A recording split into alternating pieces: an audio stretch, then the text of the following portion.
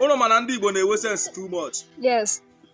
Unu ga-agwazi m onye tụtazila alụ ka eji amazi aha one ife anụnwa dị. Ịghọtago? Na ndị Igbo ife a na-akpọ ife anụnwa bụ awụ. Ngwele awụ. Ịghọtago? Like ọ na-anụkwa ọgụ o. Ọ bụrụ na o vuru ụzọ fụga ọchọ ka gị na-anụ ọgụ, o nwere ike iji ife anụnwa wee gbuchipụ gị ọkpa. Na ndị Igbo wee sense. Ị ga-agwazi m otu ndị Igbo ji wee mara afọ n'ife anụnwa dị.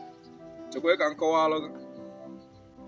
Ndị nna nna anyị fasị nọọ mana ka anyị bido n'ọdụ. Ịghọtago?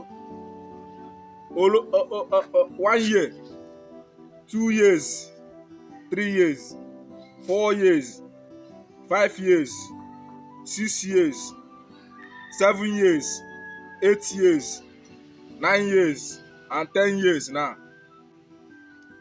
11, 12, 13, 14, 15, 16, 17, 18 years.